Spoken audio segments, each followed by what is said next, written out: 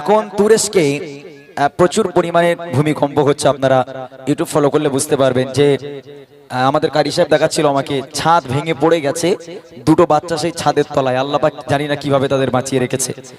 দুটো বাচ্চা জ্যান্ত মানে বেঁচে আছে, পুরো ছাদটা তাদের গায়ের উপর। এরকম ভূমিকম্প হয়ে এক পেশাব লন্ড ভন্ড হয়ে গেছে। তো আমার ভাইদের ফরমাইশ রিকোয়েস্ট গাইতে হবে, তো সে গজল আমি লিখিনি। আমি এখানে বসে গজল বলার আগে একটা ছন্দ একটুখানি লিখে নিয়েছিলাম, আমি ওটা একটুখানি গেয়ে দিচ্ছি। যেহেতু আজকে আমি পুরোটা গাইতে পারবো না, আমার যেহেতু লেখা নেই, আমি একটা ছন্দ এমনি লিখেছি, সেটাই গিয়ে দিচ্ছি একটুখানি। প্রেসার দিও এটা। Hello check, hello hello check, hello একটু বাড়াও, একটু বাড়াও, হ্যালো চেক, হ্যালো হ্যালো একটু বাড়াও, হ্যালো হ্যালো। হিমালি খুলে দাও রহমের দোয়া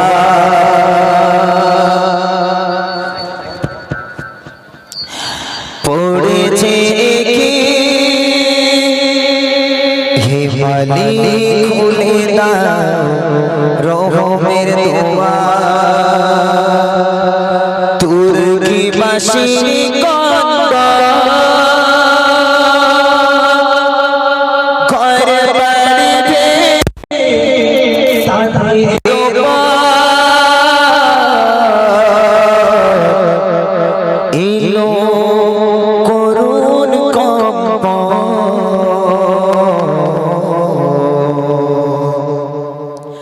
হিমালি খুলে দাও রহমের দোয়া তুর্কি বাসী কন্দ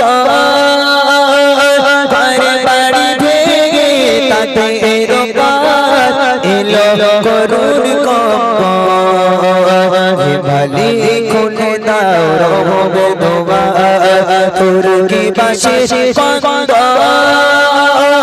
ঘরে বাড়ি ভেঙে তাদের হেলো করুণ কম্প। হিমালি খুলে দাও রহমের দোয়া।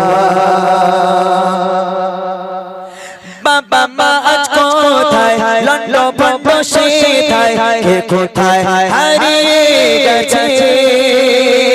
মা সদায় চিৎকার চারিদিকে গাগাগার, না খেয়ে তারা বাঁচে। বাবা মা আজ কোথায় লন্ডন বসে থায়, কে কোথায় তলিয়ে গেছে। মা সদায় চিৎকার চারিদিকে গাগাগার, না খেয়ে তারা বাঁচে। ওদের আশা ভালোবাসা সবই যে হারিয়ে গেল। ওদের আশা ভালোবাসা সবই যে হারিয়ে গেল।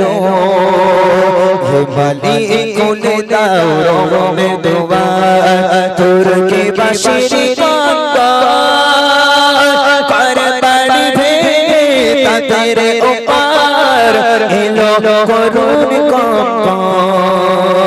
হিমালি খুলে দাও রহমের দোয়া। আমি বসে বসে এই ছন্দটা লিখলাম, তবে আজকের আর সময় নেই বলে আমি পুরোটা গাইলাম না। তো আপনারা দেখে নেবেন ইউটিউবে, তাদের জন্য দোয়া করবেন। তারা খুব মুসিবতে আছে, খুব অসহায় তারা। বাচ্চাগুলো আজকে খেতে পায় না। কত মায়েরা, কত বোনেরা, কত ভাইরা তারা রাস্তায় রাস্তায় ঘুরে বেড়াচ্ছে। হয়তো অনেকে বাড়ি চাপা পড়ে মারা গেছে, অনেকে তলায় ধসিয়ে গেছে। এরকম করুন অবস্থা তাদের, তার জন্য দোয়া রাখবেন। চলুন আমি শেষ গজল গাইবো। বুড়িমা গাইতে হবে।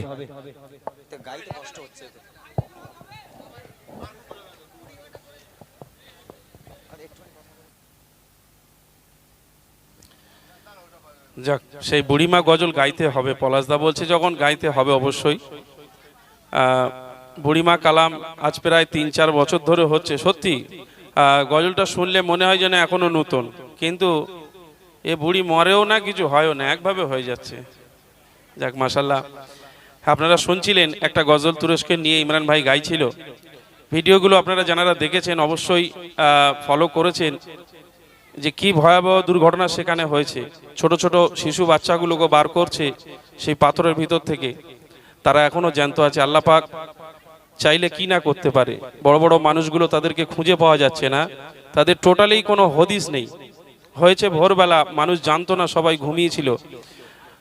বড় বড় মানুষগুলোকে পাওয়া যাচ্ছে না, কিন্তু অনেক বাচ্চাকে পাওয়া গেছে। আমি 2-3 দিন ধরে দেখছি যে বাচ্চাগুলোকে বার করছে, সব জ্যান্ত, ছোট ছোট দুধের বাচ্চা, বড় বাচ্চা।